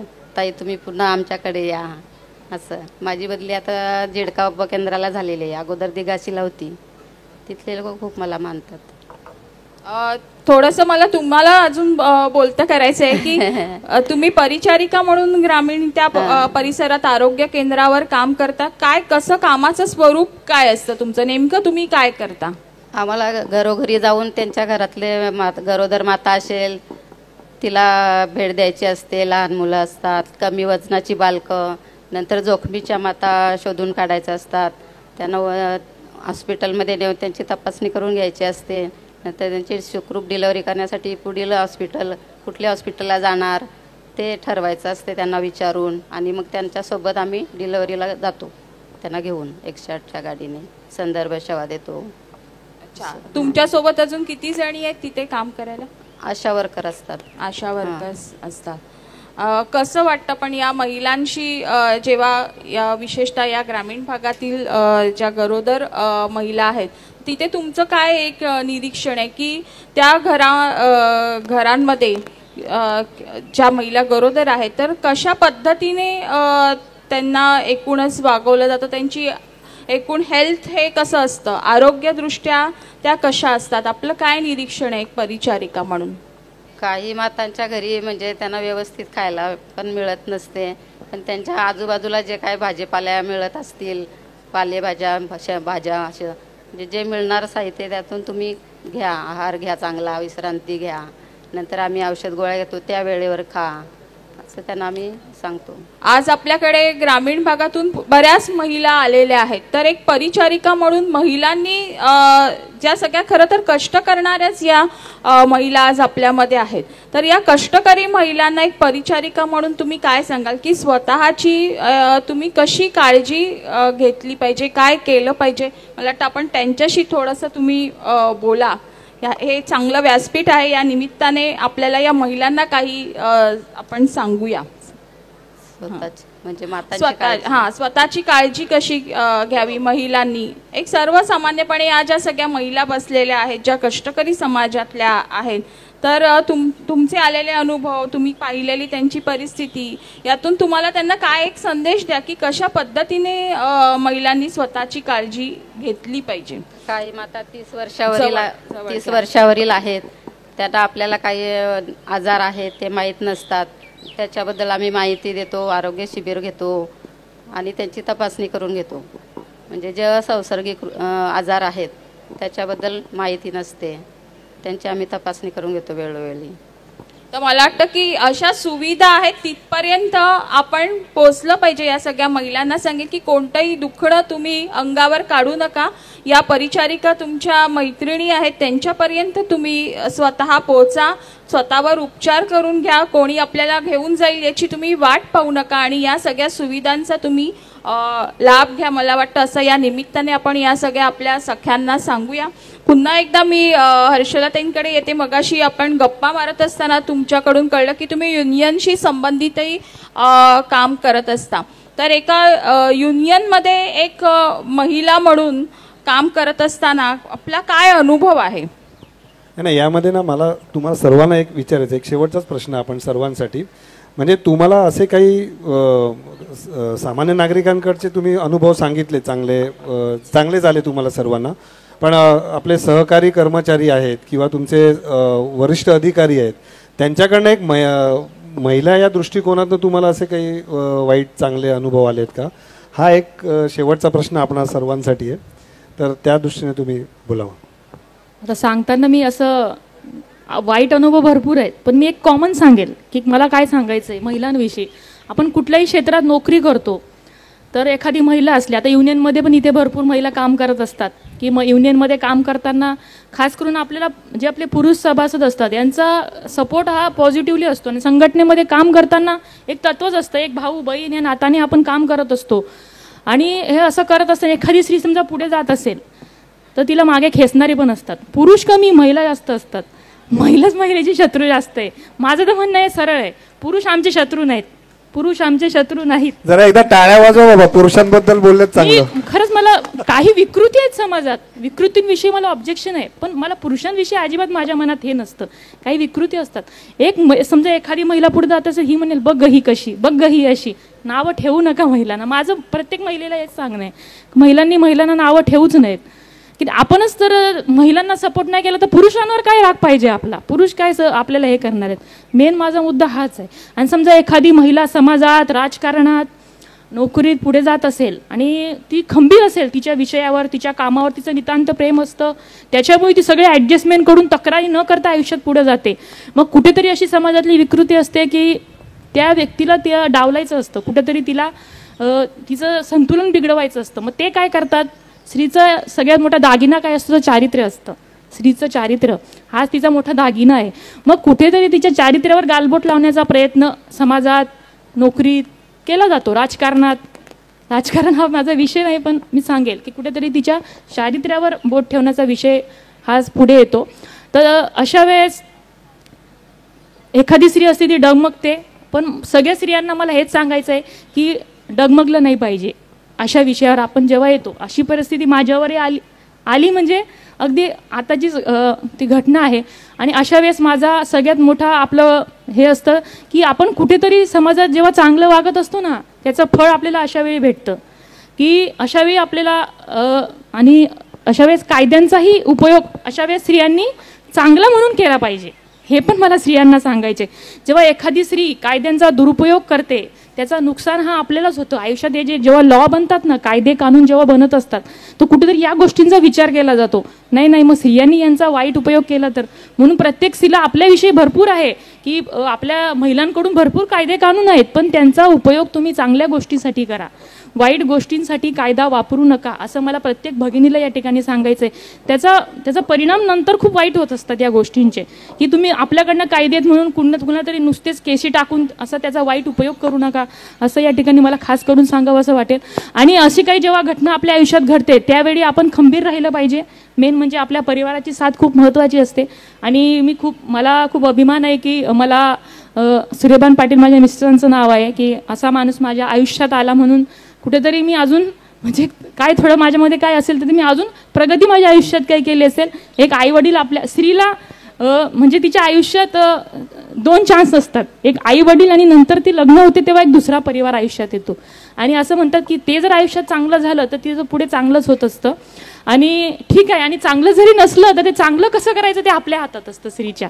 जरी ठीक आहे तुमचे सासू सासरे थोडे निगेटिव्ह असतील, थोडं आपल्या हातात आहे ना त्यांना कसं हे करायचं, असं सगळंच काही चांगलं नसतं आयुष्यात. आपण म्हणतो की या स्त्रिया खूप पुढे गेल्या आणि यांच्या मागे खूप चांगला सपोर्ट असेल, नसतो, आपल्यालाच ते पुढे करायचं असतं. तर अशा वेळेस आपण खंबीर राहिलं पाहिजे, कायद्याचा उपयोग चांगला केला पाहिजे, हे मला खास करून इथे सांगावं असं वाटेल. आणि समजा आता महिला आपण म्हणतात ना, सुनीता विल्यम्स आता अवकाशात होत्या की त्यांनी खूप मोठं कार्य, महिला खरंच कुठे मागे नाही आहेत, पण त्यांची संख्या किती आहे मला सांगा. किती महिला शास्त्रज्ञ आहेत, किती महिला राष्ट्रपती आहेत, प्रमाण कमीच आहे महिलांचं. आताच मागे मी एक सर्वे बघितला की तुमच्या पोलीस प्रशासनामध्ये बी अधिकारी खूप कमी आहेत महिला, जो आता सर्वे झाला मागे पेपराला बातमी वाचली मी, कमी आहे, प्रमाण खूप कमी आहे महिलांचं अजूनही. ते कुठेतरी अशा कार्यक्रमामधूनच ते वाढणार आहे. अशा कार्यक्रमांना महिला येतील, मार्गदर्शन ऐकतील आणि त्याच्यातनंच या अशा कार्यक्रमांचा मूळ उद्देशच तो असतो. आता इथे मुली पण असतील लहान, याच्यातनंच ते पुढे काहीतरी शिकणार आहेत असे चांगले वाईट अनुभवातून. तर महिलांना माझं एवढंच सांगणं असेल की तुम्ही महिला आहे म्हणून कुठे डगमगायचे नाही. बघा तुम्हाला पुढे जायचं आहे, ऑटोमॅटिक तुमच्या जे अडथळे आहेत ते दूर होत असतात. फक्त तुम्ही खंबीर राहायचं आहे आणि आयुष्यात संयम ठेवायचा आहे. पुढे सगळं होणार आहे. चांगली माणसंही आपल्या आयुष्यात येतात, वाईटही येतात, सगळं आपल्यावर आहे. आपल्यावर डिपेंड आहे की आपल्याला मेन म्हणजे एक संगत गुण असतो आयुष्यात की तुम्ही कुणाच्या संगतीत राहतायत. आज आपले आदरणीय भाऊ असतील आणि जर अशा व्यक्तींच्या आपण जर सान्निध्यात असलो तर का नाही आपल्या आयुष्याचं सोनं होणार. खरं अशी खूप चांगली माणसं समाजात आहेत. आपल्या महाराष्ट्राचं दैवत असेल छत्रपती शिवाजी महाराज, असे आपले अनेक योद्धे चांगले महात्मे होऊन गेलेत. तर आपण यांच्या पावलावर यांचं म्हणजे त्या काळी त्यांनी जे शिकवलंय तर त्यांचं आपलं फक्त काय त्यांनी करून ठेवलंय आपल्यासाठी, आपल्याला फक्त त्यांच्या विचारांवर चालायचं आहे. सगळं अनुकूल नसणार आहे पण आपल्याला त्याच्यातनं मार्ग काढायचा आहे आयुष्यात. एवढंच या ठिकाणी मी सांगेन. धन्यवाद. सुनीताताई, आपण खरं तर तुम्ही शिक्षिका वगैरेच व्हायला पाहिजे होत्या. आणि मी एक सांगेल की मी जेव्हा नोकरी करते मला जे प्रवासी भेटतात ते मला सांगत असतात की तुम्ही का वाहकामध्ये आल्यात. शेवट नशिबाचा भाग असतो. कुठेतरी माझ्या नशिबात लिहिलं असेल की तुला वाहक व्हायचंय म्हणून मी वाहक झाली. पण अजून एक मला सांगायचं आहे की समाधान आयुष्यात काय आता असे कितीतरी मोठे मोठे व्यक्ती आहेत, ऑफिसर आहेत, की त्यांनी गोळ्या झाडून ते की काय त्यांना स्ट्रेस असेल आयुष्यामध्ये की त्यांनी स्वतःचं म्हणजे गोळ्या झाडून आयुष्य संपवलं, अशी वेळ त्यांच्यावर का आली असेल. तर मी काय म्हणते की आयुष्यात तुम्ही समाधान हे महत्त्वाचं आहे. तुम्ही नोकरी करा, तुम्ही काही व्यवसाय करा, आणि कुठली महिला कमी नाही बघा. घरी काम करणारी महिला कमी नाही आहे. आज ती जे काही करते एवढं सोपं नाही आहे बघा. आज आम्ही येतो, घरच्यांचं म्हणणं एकच आहे, बाई कुठेही जा, चंद्रावर जा, पण घरी एक चपाती बनवून जा. त्यांचं म्हणणं एवढंच आहे आमच्याविषयी. त्याच्यामुळे एवढंच मला सांगायचं आहे की परत एकदा की तुम्ही जे काही कार्य करतायत ते तुम्ही उत्तमाचं करा, त्याचं फळ तुम्हाला आयुष्यात नक्कीच भेटणार. आणि आयुष्यात समाधान हे खूप महत्त्वाचं आहे. जे काही करतात, रात्री सुखाची झोप आली पाहिजे, 4 घास आपण आपल्या परिवारासोबत खाल्ले पाहिजे. जरी परिवार दूर असला तरी एकमेकाचं सुख आयुष्यात ते महत्त्वाचं आहे. खूप जास्त बोलते मी, सॉरी. शाळेतल्या मुलांना सांगायला शिक्षिका आहेत, पण जे शाळेत मुलं जात नाहीत ना, ते एसटी मधनं प्रवास करतात, त्यांना सांगायला तुम्ही आहेत, म्हणून तुम्हाला याच्यात ठेवलेलं आहे. अगदी. आणि तुम्हाला सांगतो, या मॅडम आहेत ना, या आपल्या वसई जव्हार बस लाईनवर असतात. आणि ही वसई जव्हार जी बस आहे ती आपल्या इथूनच उसगाववरनंच अंबाडवरनंच इकडून जाते. त्यामुळे ज्यांना कधी असं वाटेल त्यावेळी यांची बस पकडायची आणि अर्धा तास मस्तपैकी यांचे विचार ऐकत जायचं. नाही, इकडून आम्ही प्रवास करतो तेव्हा मला कधी वाटलं नव्हतं की अशी आयुष्यात माझ्या संधी येईल आणि इथे मला 2 शब्द म्हणजे एक आज वक्ता म्हणून इथे मला बोलावं लागेल. खरंच मी या कार्यक्रमाचे आयोजक आदरणीय भाऊ खूप खूप तुमचे इकडे आभार मानते. सर्वांचे मी या ठिकाणी मनापासून आभार मानते. सुनीताताई, आपण शेवटाकडे आलेलो आहोत कार्यक्रमाच्या. तर आपणही आपल्या मनात जे असेल, मला वाटतं मन की बात ही आपण प्रत्येक जण करू शकतो. की भाऊंनी खरं तर सांगितलंय की राजदंड इथे ठेवलेला आहे आणि आपण सगळेच खरं तर या देशाचे मालक आहोत असं भाऊ नेहमी म्हणत असतात. त्याच्यामुळे असं नाहीये की फक्त पंतप्रधानांनीच मनातली गोष्ट सांगायची, आपणही तितकेच हक्काने आपल्या मनातली गोष्ट सांगायला हे छान व्यासपीठ आहे. तर तुम्हाला जे व्यक्त व्हायचं आहे ते तुम्ही व्यक्त होऊ शकता. सरांनी मगाशी प्रश्न केलेला की तुमच्या वरिष्ठाकडून वगैरे काही तुम्हाला त्रास वगैरे होतो का महिला अधिकाऱ्यांकडून? तर असं काही नाही. आमचे वरिष्ठ म्हणजे खूप चांगल्या पद्धतीने आम्हाला ट्रीट करतात.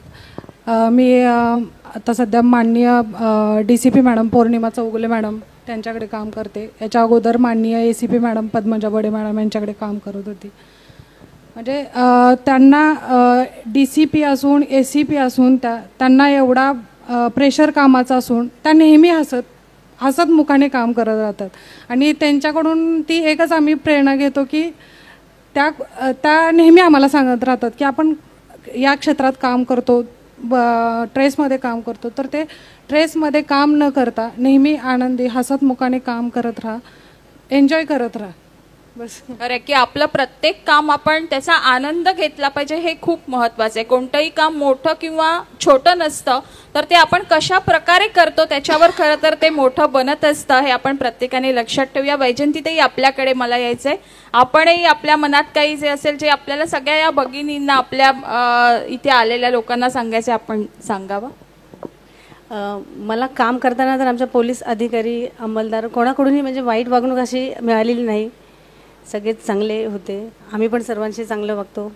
आणि महिलांना हे सांगणं राहील की तुम्ही स्वावलंबी राहा, स्वावलंबी व्हा, अन्याय सहन करू नका.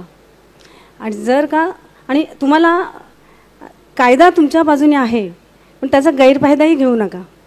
तुम्हाला कधीही मदत लागेल तर पोलीस स्टेशनला या, आम्ही कायम आपल्या पाठीशी आहोत. तुम्हाला नक्की मदत मिळेल. तुम्ही स्वावलंबी बना. आणि आपल्याला महिलांना, जे विविध क्षेत्रातील महिलांना आपल्या भाऊंनी इथे बोलावून सत्कार केला त्याच्याबद्दल खूप खूप धन्यवाद. आणि आम्हाला इथे निवड करून आमचे DCP साहेबांनी इकडे पाठवलं त्याच्याबद्दल त्यांचंही खूप खूप धन्यवाद. आणि हा पुरस्कार केवळ आमचाच नसून तर प्रत्येक आमच्या क्षेत्रातील जेवढ्या आमच्या महिला आहेत, अंमलदार, ज्या धावपळीचा आपलं कुटुंब सांभाळून, जे धावपळ करून आपली ड्युटी सांभाळत आहेत, त्यांचा हा पुरस्कार आहे. त्यांच्यासाठी पण आहे. धन्यवाद. अगदी खरं आहे की हा केवळ या 4 महिलांचा सन्मान नाहीये, तर या प्रातिनिधिक आहेत. मगाशी म्हटलं तसं इथे उपस्थित आणि अजूनही असणाऱ्या समाजातील सगळ्या महिलांच्या वतीनं खरं तर या बोलतायत. मीनाताई, आपण काय सांगाल? मला माईक असा. आता 28 वर्षे सेवा केली, मग त्या वर्षामध्ये कधी असा अनुभव आलेलाच नाही. वरिष्ठांनी कधी त्रास नाही दिला, पण आमचा जनतेशी संबंध आलेला असतो. त्यांच्या घराघरात जाऊन आम्ही त्यांचे प्रश्न सोडवतो, सेवा देतो. त्याच्यामुळे असं वैयक्तिक कोण त्रास देत नाही. आणि मला एक सांगायचं आहे की शासनातर्फे ज्या योजना राबवल्या जातात, ज्यांनी सुरक्षा योजना, दारिद्र्यरेषेखालच्या महिलांना, जाती जमातीच्या महिला ते 700 रुपये मिळतात. नंतर 400 रुपये आदिवासी महिलांना मिळतात. पंतप्रधान मातृवंदना योजना राबवली जाते, ते 5000 मिळतात. त्याच्यासाठी आमच्या आदिवासी महिलांचे आधार कार्डच नसतात. मग त्यांना त्या लाभ आम्ही देऊ शकत नाही. याचं आम्हाला खूप वाईट वाटते की ह्या महिला का असं म्हणजे का हे करत नाही, त्यांच्याकडे डॉक्युमेंट नसतात असं. तर त्यांना मला सांगायचं आहे की या योजनेचा सर्वांनी लाभ घ्यावा. मीनाताईंनी आता खूप महत्त्वाची गोष्ट सगळ्यांना सांगितलेली आहे की ज्या योजना आहेत, सरकारी योजना, त्यांचा आपण लाभ घेतला पाहिजे आणि त्याच्यासाठी आवश्यक असणारी जी कागदपत्र आहेत तर ती आपण पहिल्यांदा बनवणं हे खूप महत्त्वाचं आहे. त्याकडे दुर्लक्ष करू नका. मला वाटतं खूप महत्त्वाची गोष्ट इथे असलेल्या सगळ्या महिलांसाठी आहे. खरंच खूप छान गप्पा मारता आल्या आणि अजूनही खरं तर ही गप्पांची रंगत अजून वाढली. खूप मनमोकळेपणाने आपण चौघी जणी इथे बोलल्या आपल्या कार्यक्षेत्रातून वेळ काढून. खास खरं तर यांचा काही दोघींचा सुट्टीचा दिवस असेल, मॅडमना तर ड्युटीवर जायचं आहे आणि सुनीताताई तर आता इथला सगळा कार्यक्रम आटपून गावीही निघणार आहेत. म्हणजे आपापल्या सगळ्या व्यवधानांमधून वेळ काढून आज तुम्ही इथे आलात आणि छान एक संवाद साधला सगळ्यांशी. मी या चौघींचेही मनापासून आभार मानते. आणि हा जो संपूर्ण साहित्य मेळा आयोजित केलेला आहे श्रमजीवी संघटनेने, विवेक भाऊ पंडित आणि विद्युल्लता ताई यामागची प्रेरणा आहेत, यांचेही मी मनापासून आभार मानते की खरंच खूप सुंदर असं एक ब्रीदवाक्य संत ज्ञानेश्वरांच्या ओळी इथे लिहिलेल्या आहेत आणि पूज्य साने गुरुजींच्या या सभागृहात आपण बसलेलो आहोत. आणि विवेक भाऊंच्या प्रेरणेतून आणि विद्युल्लताताईंच्या मार्गदर्शनातून निर्माण झालेल्या या एकूण परिसरात आज हा कार्यक्रम होतोय. खरंच हा खूप सुंदर त्रिवेणी संगम इथे जुळून आलेला आहे की असं म्हटलं जातं की संत ज्ञानेश्वरांचे जे विचार आहे आणि जे व्यक्तिमत्व आहे की ज्याच्यामध्ये सात्विकता होती, विद्रोह होता पण तो विधायक मार्गाने होता. आणि हे तिन्ही गुण आपल्याला या तिन्ही गोष्टींमध्ये, या तिन्ही व्यक्तींमध्ये दिसतात. असा एक सुंदर योग जुळून आलेला आहे की पूज्य साने गुरुजी यांच्यामध्ये एक सात्विकता होती, समाजातल्या चुकीच्या गोष्टींविरुद्ध, अन्यायाबद्दल चीड होती, विद्रोह होता पण तो त्यांनी विधायक मार्गाने व्यक्त केला. आणि अर्थातच विवेक भाऊ आणि विद्युल्लता ताई यांनी जे कार्य उभारलं त्या कार्यामागेही हीच आपल्याला एक समान मूल्य दिसतं की त्याच्यामध्ये सात्विकता आहे. चुकीच्या घडणाऱ्या गोष्टींबद्दल राग आहे, चीड आहे, पण ती व्यक्त त्यांनी केली विधायक मार्गाने. आणि म्हणून आज ही विधायक संसद आहे आणि आज इथे हा साहित्य मेळा आयोजित केलेला आहे. मी या संपूर्ण श्रमजीवी संघटनेचे आभार मानते. आणि माझ्यासोबत मकरंजी सावे यांनी खूप छान दिलखुलास संवाद सगळ्यांशी साधलेला आहे. नाही, याच्या परिसंवादाच्या समारोप प्रसंगी मी तुम्हाला सर्वांना एक सांगू इच्छितो. बघा, तुम्ही चारही महिला ज्या आहेत त्यांचे विचार ऐकले आणि आपण जेव्हा त्यांना विचारलं की तुम्हाला वाईट अनुभव काय आलेत, तर अगदी म्हणजे आपण ठरवून सांगू शकलो असतो की बाबा तुम्ही असे काहीतरी अनुभव सांगा की लोकांना पण बरं वाटेल, कार्यक्रम पण छान होईल. पण जी वास्तव आहे ती त्यांनी सांगितली की त्यांना तसे वाईट अनुभव आले नाही आहेत. म्हणजे आपण म्हणतो ना, तर आपण जगाकडे बघण्याचा दृष्टिकोन महत्त्वाचा असतो. आपण सकारात्मकरित्या बघितलं तर आपल्याला जग चांगलंच दिसेल. या ताईंनी मगाशी सांगताना सांगितलं आपण कसे असू तसे समोरचे असतात. म्हणजे आपण चांगले असू तर समोरचा पण चांगला असतो. तर हा सुद्धा एक सकारात्मक दृष्टिकोनाचाच भाग आहे.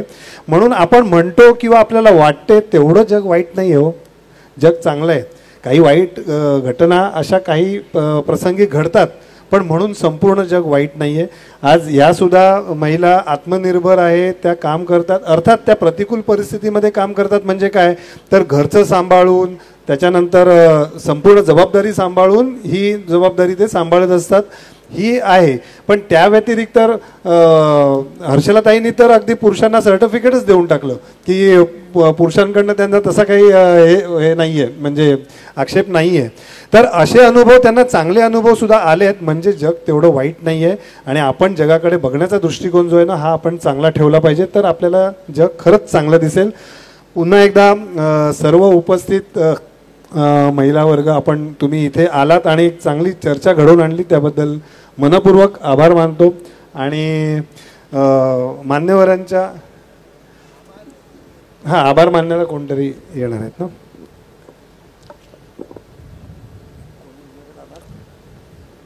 चंद्रा जाधव मॅडम, चंद्रा जाधव मॅडम आभार मानतील.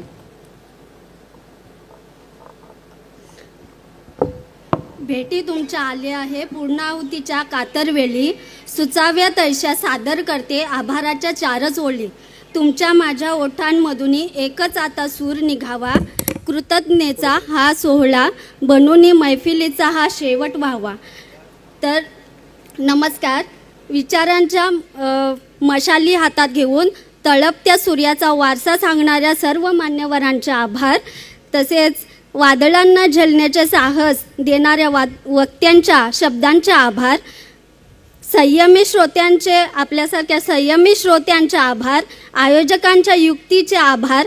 कार्यक्रमासाठी झटलेल्या प्रत्येक व्यक्तीचे आभार.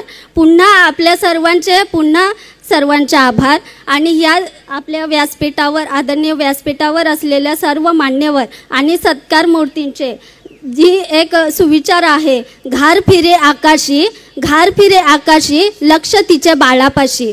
तसं या ठिकाणी आपल्या ज्या मी त्यांना संबोधीन का त्या घारी आहेत. आणि ह्याचप्रमाणे आपल्या प्रत्येक इथे जमलेल्या आया बहिणी अशीच प्रत्येक क्षेत्रामध्ये घारीसारखी उंच भरारी घ्यावी. आणि प्रत्येकाने आपलं नाव आणि जे आपलं आयुष्य आहे, कुडाच्या फटीतून आपण जे आयुष्य काढले आहे महिलांनी, त्या घराच्या उंबरठ्याच्या बाहेर जाऊन आकाशात उंच उंच भरारी घ्यावी आणि आपले नाव रोशन करावे. धन्यवाद.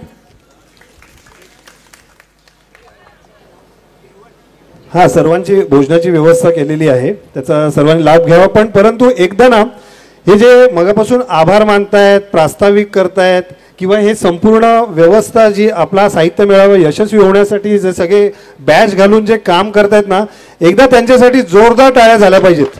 कारण आपण शहरामध्ये असे साहित्य मेळावे घेतो त्यावेळी या अशा भगिनी किंवा मगाशी पण पहिल्या याला भाऊ ज्यांनी चांगलं प्रास्ताविक केलं यांना आपण कधी ऐकत नाही.